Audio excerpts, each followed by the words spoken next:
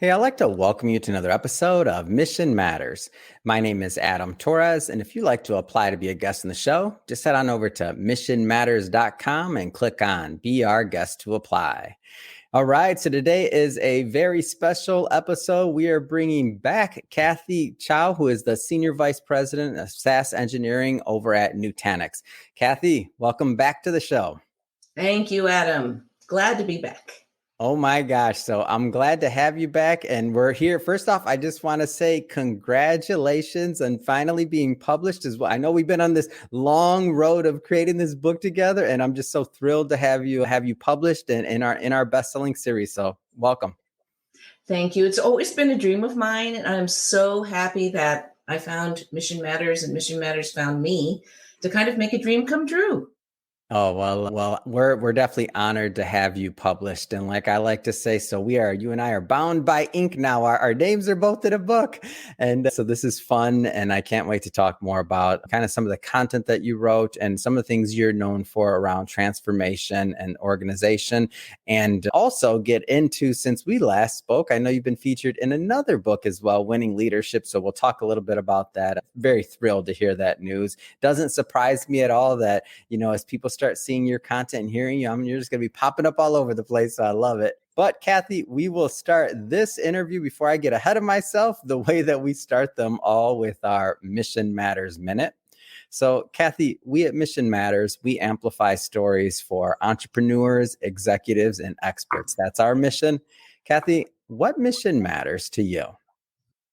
Well, I've always been a woman championing other women in STEM. And that's just something that's been near and dear to my heart since I was in high school and realized I was a geeky math girl, to now being in business and being able to kind of span not only the technical side, but also the sales side. And to be able to build these cultures that really allow people to thrive and grow and be their best selves. That's really what it's all about. And just to encourage actually not just women, but everyone to get into technical fields because, with technology, we know we can change the world. Yeah, it's great. Love having you back on the show and bringing on business leaders and executives and really having them share their mission, the reason behind their mission and, why they do what they do. So great having you on. And I guess just to get us kicked off, I don't want to assume, Kathy, that maybe some of our newer audience have caught some of our previous episodes together. So let's just maybe start at the beginning. So how did you get started on this path in tech and in STEM? Yes. Well, I already alluded to the fact that, in high school, I was one of those, I guess, nerdy people who couldn't wait for the math test. I love math. It was so hurt my heart just now, Kathy. Keep going. I was the opposite, but keep going. The reason why I love math is because I could always check my work. And by the time I finished the test, I knew I had gotten 100%. And so it was just a love of figures and facts. Then ended up getting a degree in mechanical engineering and with a master's in manufacturing systems engineering. But one thing that I realized was even though I loved the domain and really enjoyed engineering, I didn't so much enjoy working as an engineer because I wanted to be with people and I wanted to be in the front office and I wanted to not just be doing my project, but learning and growing. And one of the things that I'd said early on is that I wanted to be a leader in high tech. And because of that, I said I need to get an MBA. So I did get a master's in business administration. And then I've had a wonderful career, raising children. I'm also a working mother, 4 sons, but really being able to work at large companies, small companies, hardware, software, and along the way, learning about sales and bringing a technical aspect to sales with all the data and the territory management and TAM, total addressable market share of wallet, is all very, very technical. And then being able to go back and forth with engineering and sales and now working at Nutanix. So that's a little bit about my background in about a minute. Yeah. To me, you're the unfair advantage to be able to do the hardware, the software side, the sales side, the engineering side. Like normally, I would argue that those two areas are pretty siloed in terms of the types of individuals that are able to kind of go within them. But you've had a career that spread both, yeah? Yes. Well, Adam, it's about systems, right? I mean, it's about end to end. And when you think about what businesses are trying to do today, you always hear this notion of breaking the silos, right? Mm-hmm. Because you can optimize your silo incredibly well, but you can actually compromise the system. Yeah. And you really need to understand if you think about a customer, from a customer's journey, from the time they're considering to the time they try, they buy, they use, they adopt, they expand, they renew, they maybe say, I don't want to work with you anymore. That you need to understand horizontally, and that touches many different functions.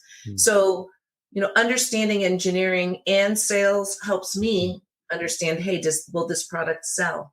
And then in sales, how can we ensure that this technical product is really going to scale in the industry? So just having that knowledge helps make businesses more effective. So you mentioned one of your passions is, women in STEM, and also, just more individuals going towards STEM and STEM careers in general. What kind of advice would you give to, let's just say, that next crop of emerging leaders that are out there that are considering, the STEM fields or careers in STEM? Like, what kind of things would you tell them? It's one thing. I remember being in Ireland, and I was part of a speaking corps that was talking to, I think there were middle school girls at the time. And there was an interesting statistic that said, in middle school, it's still roughly the same between boys and girls. But when you start getting into high school, you find that there's some social norms about, the technical side should be for the boys, and the women should think more about softer things and not so many technical things. And a lot of young girls are dissuaded from going into technical fields.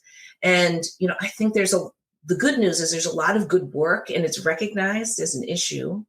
But I think every one of us can do our part, whether you have a daughter, a sister, a friend's daughter, whoever you are, just to encourage women, young women. And now I say young women and young men too, but if you have that passion for the technology, to really take it and explore it, and not to give up, because I think a lot of people do that.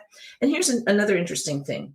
I now say to women in college, let's say, or even high school, that you can be technical, and maybe you don't end up in a technical career, but that foundation is so important to you. And your career is long. So you might start in something non-technical, but you can always go back to technical. And that's what happened to me. I didn't start off technical. I started off in business, got into supply chain and IT and marketing, then went into the sales side, then back to the technical side. So that foundation, you will never be sorry that you didn't build that strong technical foundation.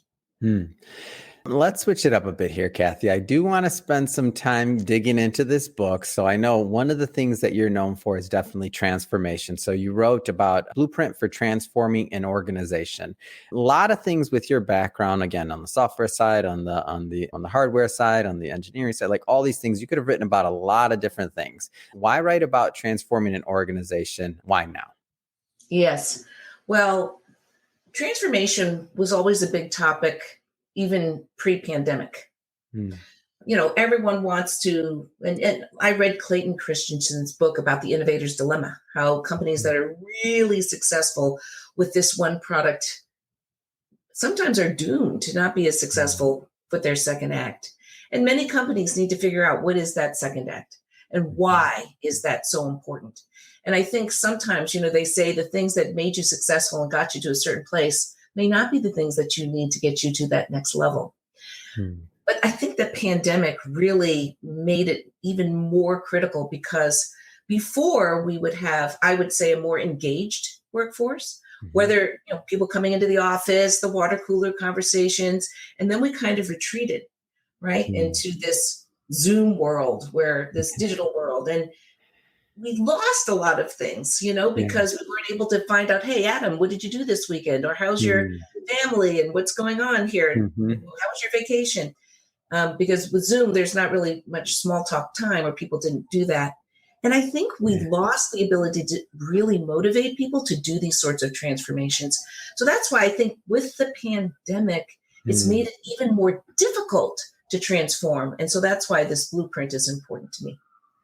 Yeah, I could definitely agree with this. And I think about those, when I was growing up and especially earlier in my career, like some of the main teaching, and especially in my early sales career, like the main teaching, and I think my most valuable lessons, not saying that the formalized corporate training that the organization gave us wasn't great, but those conversations after hours when people were doing their paperwork or like just hanging out for that last 5 or 10 minutes, or like listening to somebody else's, phone call or interaction, or asking them, hey, why did you say that? Or, hey, why did you do that? And learning from those that had already done, what you want to do and where you want to be. Like that was the inches, like that was the inches I need. And now kind of in this new, in this new paradigm, just depending on, your setup, not saying it can't be done, but I found it lacking a bit. Mm-hmm. Absolutely. What you just talked about, Adam, is it's about building relationships, right? Because when you build relationships and you have that repeated time with someone, you build trust. And, trust is something that is so easy to lose, but so difficult to build. But when you have that, when you have a trusting relationship, when you have a team that trusts in you, you will be able to innovate. You'll be able to do things you thought you never could do before. And, because, the second guessing and what was Adam really thinking? How do people waste their time doing that? Totally. Let's dig deeper into your chapter and kind of the construction. So I know there's multiple parts there. Maybe give us a little bit more of a flavor of the work. Yes. So for me, I've had the fortune to be able to transform in multiple different companies. At a large multi-billion dollar hardware company, at some startups, at some software companies, and now at Nutanix. And I always have 3 main pillars by which I do the transformation: people, process, and technology. And let me start with process first. And it's in the book, and I'm just going to go very high level. But one of the things that I always do is a listening tour. And, a lot of people think, what is the purpose of a listening tour? Well, one, and a lot of people think you're just gathering data, but it's much more than that. I talked about relationships. When you talk to people, you're meeting people. And I ask very open-ended questions. What is working well? Because you want to know what's working well. And people will tell you. And then what is not working well? And usually when I do these listening tours, I really blanket the earth. I usually end up talking to anywhere from 50 to 100 people, all different functions, all different levels, people above me, people laterally, people below, and different functions, different focus areas. And with that, you'll be amazed at some themes that'll pop up. But a listening tour, really, really important. And I know for us, what I learned was we had a team that was burning out. I learned about work-life blend and how important that was because we were a team that was known to deliver results. Yeah. Now, the issue is one can deliver results. If you tell me what to do, kind of, I think of Lucille Ball and she had the conveyor belt with the chocolates and she couldn't trying to do them all at the same time. We were a little bit like that, a little first in, first out, where we get a project, we do it, we get a project, we do it, we get a project, we do it. Well, wait a second. Not all projects are created equal. Yeah. Some projects are more important. They will drive more of an outcome. I was just on a call right before this where we were talking about our projects. And one of our stakeholders said, well, it'd be good to know how much you invested in that project, how many people it took, how long it took. And I said, you know what? That's important. Yeah. But I think it's equally, if not more important, to understand the outcome. What did we actually drive? Was the return on that investment, as big as it should have been? Yeah. And so we created this prioritization process that allowed us to understand that so that we're working not on the first thing that comes through the door, but on the most important thing that comes through the door. And how do you know? like for yourself? And I mean, whether you're using a particular example or other, or just speaking generally, like how do you know what are some of the ones to prioritize? Like how do you get your organization aligned around that? Because it's one thing to say, it's another thing like to get into people's hearts, like that's hard. Well, we've actually turned it into a science. So perfect lead into the next part of the process, which is the prioritization process. Yeah. I think the first thing that's important is to understand the vectors that we look at. So one of the things that we require is a business requirements document. And we ask 5 very basic questions. 1, what is the problem? I think a lot of times people they bypass it and already go to the solution. But wait a second, there's multiple solutions to any problem. So let's understand what is the problem. Second, what is your business goal? So is your outcome? Are you expecting to get more quotes? Are you expecting to drive down costs? Are you expecting to mitigate risk? What is your business outcome? Yeah. Who are the key stakeholders? Who's leading this? Who's the exec sponsor? To your point on alignment, I'm going to spend a little time on alignment as well. Yeah. What's the data that you need in order to make this project successful? And last but not least, what are the success metrics for this project? So let me talk about alignment for a second. You use the word aligned. We use that word all the time. But let me tell you something. I will say that the majority of projects that don't fall into the success bucket are ones that are not aligned up front. And I now have learned something that's so important as I'm leading this subscription transformation for our company is not only to get people aligned, because a lot of times you can get aligned one-on-one. I can align with you, I can align with the next person, but it's the power of having everyone together and aligning. Yeah. Because when you're in the meeting, right, and there's Adam in the meeting, and then there's Sally, she's there too. Adam, you might be thinking point A and she might be thinking point B, but once you hear Sally's point B, you might change your mind. And so when you have everyone in the room, I always say this, all the right people in the room, then you can get alignment, and you can actually denote that as a key milestone. Remember that meeting that we had in Chicago where we had everybody there, and you'll be able to move much faster because each time you have an alignment point, you can get to your end goal in a more expedient fashion. And so when I think about this idea of alignment, and like there's different layers, right? So I mean, there's alignment within your team, there's alignment within like, the middle management and within the whole organization. Like from your vantage point, like can you maybe talk a little bit about that? Like just the levels, I guess that's a way to say it. Yes. And so I'm going to do 2 things. I'll talk about the levels and I'll also tell you ways to do alignment well. Okay. So you have your stakeholders. Yep. Obviously, let's start with the working team. The working team is very important because they're the people that will be, putting their blood, sweat, and tears into the project. And one needs to make sure that, and I treat these special people like gold because I don't want them working on the wrong thing. I don't want them burning the midnight oil. I want them to learn and grow and develop as they're working on this, right? So that's really important. There's a whole element around developing people, making sure the project is clear. That's the business requirements document. Then there are your peers, okay? This is the cross-functional peers that you're working with. And sometimes they may or may not know or may not even be aligned as to why are we doing this? Or they may have their own personal reasons why they want this done, but it's for their silo, but not for the system. I think a lot of times people need to understand that in the end, we need to do what's right for Nutanix first. Yeah. Then your function, then you. Okay. And then there's the people that are above, and they're very important. They are the decision makers. They're the C-level. They are the people that will help you resolve any sort of escalation. They will be the people that will give you the funding and investment that you need. They will be the people that will champion and realign resources. Right? If you need to do what you need to do. And so those are the different levels, and they're all very important, but you have different strategies for each. Yeah. Now, the thing that's the most important with all of these is communication.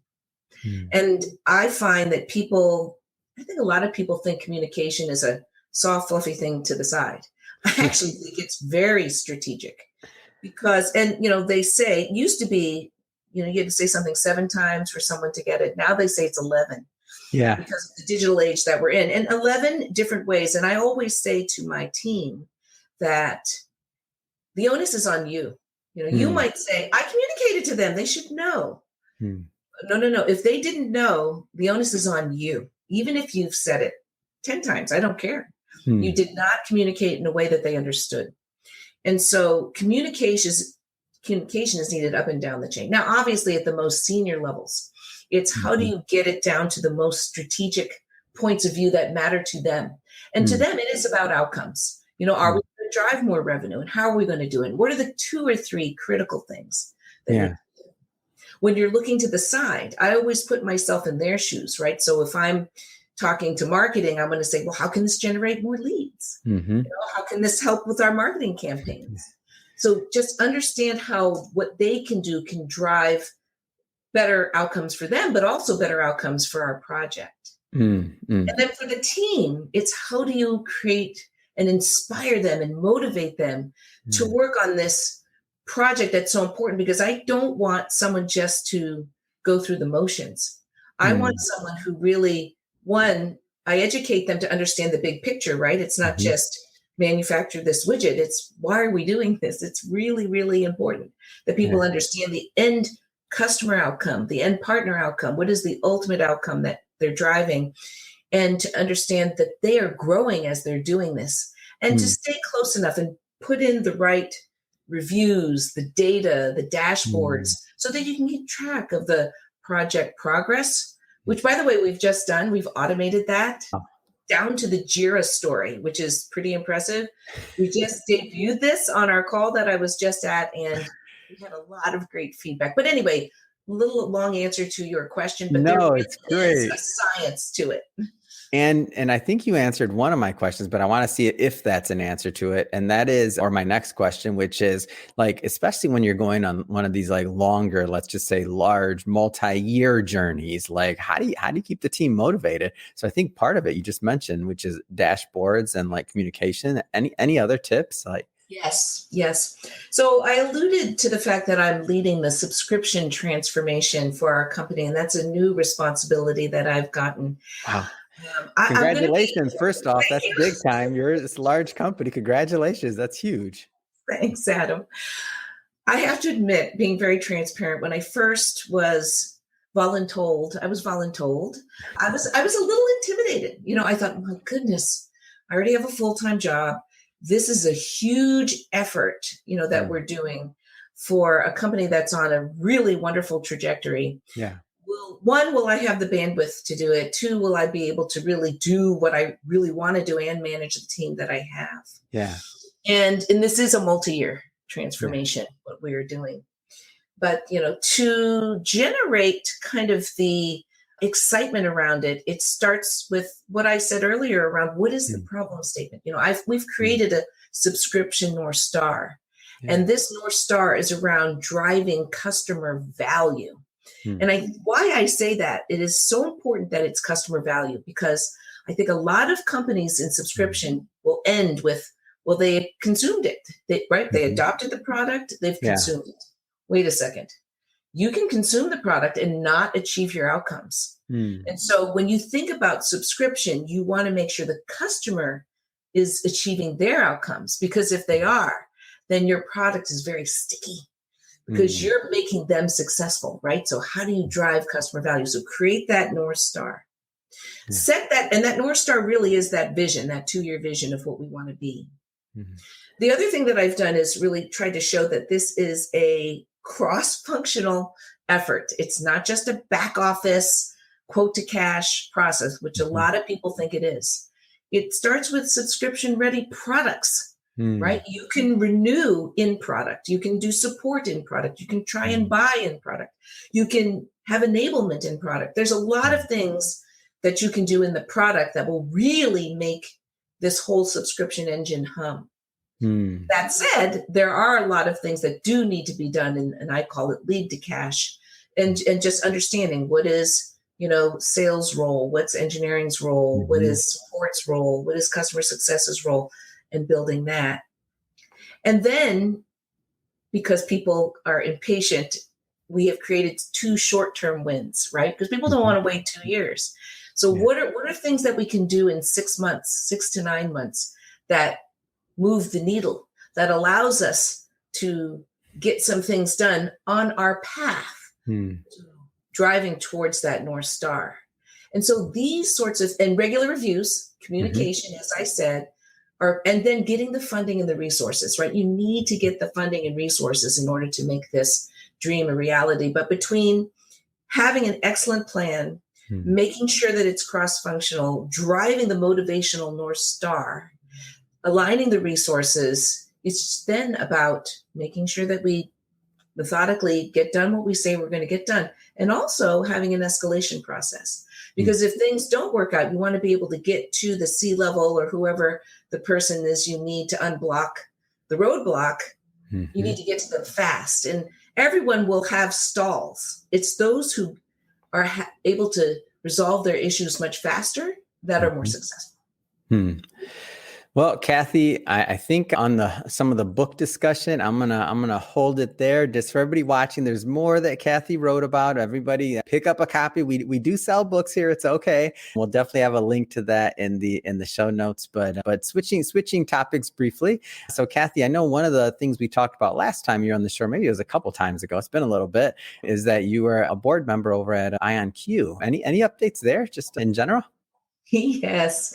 By the way, one of my dreams was always to be on a public board. And I think this is another dream come true, because I've always been fascinated by technology. Yeah. And I've also had this thing in my heart. What can we do? How can we use technology to change the world, to make it better? And quantum computing is really at that kind of nascent stage where, just like classical computing, when it was first, finding its way, and then you have that Moore's law on the curve, we're just about to, in the next 2-3 years, to break it open and to be in the forefront of a company that's at the helm of trying to make this happen. There couldn't be a more rewarding experience to be on. And one of the things that IonQ has done, we just announced a deal with Amazon Bracket, which is super, super exciting, because that also helped the stock pop a little bit, which was exciting. But one of the neat things about IonQ, if I geek out for just a little bit. Please. There's multiple ways that you can attack the quantum computing problem. And we do it with trapped ions. And, with trapped ions, why that's so interesting is because it has very high gate fidelity. So that's high quality. It also has this, what we call all-to-all connectivity, which is very ubiquitous. We have long coherence, because a lot of times quantum computing, you can maybe get to that, state for maybe a second or two, but we can do it between 10 and 100 seconds, which I know doesn't sound like a long time, but where we are right now, that's almost a lifetime. We need to build on that long coherence. And then, of course, it's all about error mitigation, right? Because right now there's a lot of errors. You can get to a certain state. But we believe that the trapped ion technology is the way, and we're looking at ways to see how we can, room temperature is really important, because we're temperature cooled, but how do we get to room temperature? So there's still a lot of innovation that needs to happen. But I would say IonQ is on a great track to get there. And, if you think about solving the world's logistical problems, chemistry, pharmaceuticals, self-driving cars, financial simulations. I mean, there's a lot of really interesting problems that classical computing just can't solve, that, that there's a spot saved for quantum computing to kind of step in there and advance the world. Super exciting. And I love having you on the show, so I can know, I'm going to look back in, 5, 10, 20 years, whatever the amount of years is. And I'm going to be like, I remember Kathy and I were talking about that, and to see like all the progress that is made, and to see the growth of the company and other companies. It's just, to me, it's fun. It's fun to be kind of at the intersection of these conversations and to have them. And of course, to bring the content to our audience. And speaking of being on the right path, I think you just dropped this one on me today, or I just recently found out that you're also in another book. So I have to, first off, to any publisher out there, any content creator that's creating a platform to help others tell their story, like I'm a huge fan of. So I'd love to maybe take a moment or two and have you talk about a winning leadership book and kind of how all that came about, because I definitely want to give them some shine too. Well, I'm gonna pat you on the back and answer at the same time. So with Mission Matters coming out and our book being published, I believe I got on Sherry Wynn's radar screen. Wow. And, she reached out to me and said, hey, I'm writing a book and it's about winning leadership. And it says, winning leadership, secrets to being a truly powerful leader. And she interviewed, I think, hundreds of leaders, and I have a small feature in that book, but it was really, really exciting. She's a 2-time Olympian and national basketball coach. And, I think that if you think about leadership, right, it spans every domain, right? Yep. Sports, business, schools, you name it, whatever it is that you're doing. And it was really fun to be able to share a bit of how I became a leader. And I have to give a little shout out to my dad, Philip Coe, who really was the inspiration, right? And one of the things that he said to me early on, that's 2 things he did. First, it's me and I have a younger brother. There were never any gender differences. Didn't matter. I was a girl, he was a boy. Wow. His thing was you had to be the best. And he'd always say, you need to be number 1. Doesn't matter. Whatever you do, you have to be number 1. And he would say, that's pretty progressive, by the way. It's pretty progressive. It's very progressive. Now we hear that statement and we take it, I think many, myself included, take that for granted. That's super progressive on your dad's part. I know. And it's funny, I think a lot of people, when you hear them talk about who their inspirations are, a lot of them are their parents. And he was tough, but he would say things like, if you shoot high, you might get middle. If you shoot middle, you might get low. If you shoot low, you may get nothing. Wow. So shoot for the stars. Yeah. And that's what I've done my entire life is, no one can say to me, it can't be done. Right. And I had a little reminder in my desk, that would say, it can be done. There's always a way. Yeah. Right. Oh, that's great. That's great. I love it. That's what I'm talking about, Dad, passing on the knowledge and now passing it down to everybody else here. This is the power of knowledge and story and us sharing our stories, which is what I'm always telling people to do, because it makes a difference. Like that story and that, that bit of advice from your dad could have, remained trapped in yourself or among your network alone and, your kids and otherwise. I'm sure you passed that knowledge down, but now everybody gets to benefit from it. How nice. One of the other things that I know that you're definitely involved in and passionate about is really thinking about how to ensure diverse hiring pools and things around those lines. Can you maybe comment on that a little bit? Yes. What's a little bit sad is when I graduated from college, I looked around and I was looking for the women in leadership positions, and I saw a few. I did, but I didn't see many. And now 30 years later, I look and it really hasn't changed that much. And it's, it's sad. It's a sad situation. And so I say, what can I do in my small sphere? I think the first thing is, we talked a little bit about it, encouraging young girls to go into STEM fields, talking to young women, especially when they want to have a family. I find that a lot of women tend to drop out, or maybe they say they can't do that high-powered job they thought.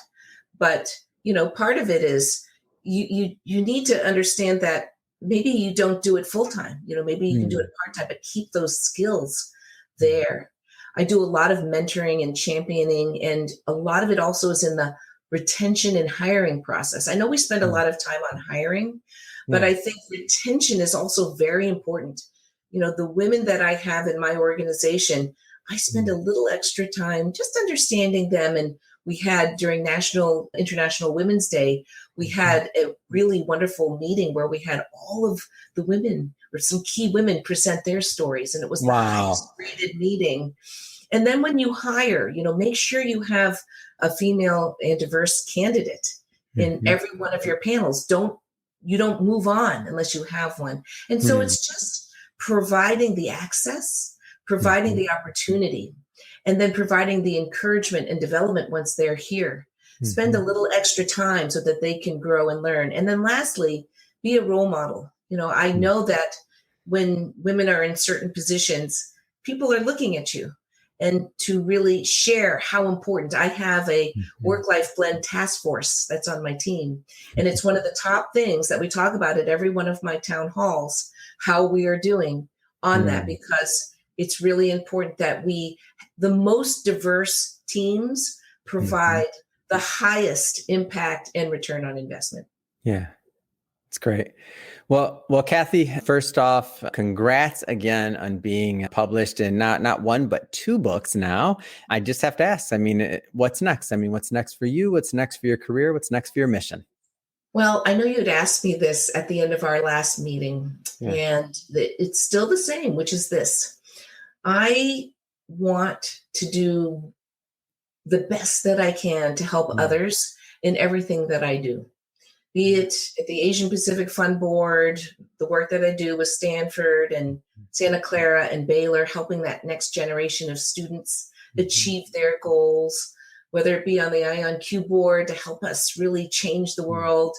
And last but certainly not least, at Nutanix, for my team, for the organization, how do we drive value for our customers, partners, and colleagues? And it's just really all about raising the bar and having excellence, giving back to others, and making a difference for others. Fantastic. And Kathy, if somebody wants to follow your journey or to connect, what's the best way for them to do that? I think the best way is through LinkedIn. And so I'd love to hear from folks. Fantastic. And we'll put the link, of course, to your LinkedIn profiles. People can look you up, of course, and connect there.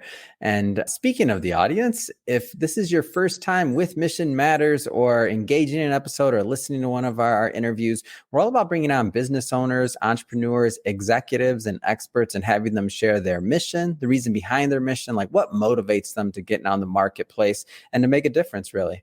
If that's the type of content that sounds interesting or fun or exciting to you, we welcome you. Hit that subscribe button because we have many more mission-based individuals coming up on the line and we don't want you to miss a thing. And Kathy, again, thank you so much. It has been a pleasure and an honor working with you on this book launch project. I'm having you on the show. Thanks again for all you do. We need you. Thank you, Adam. Really appreciate it.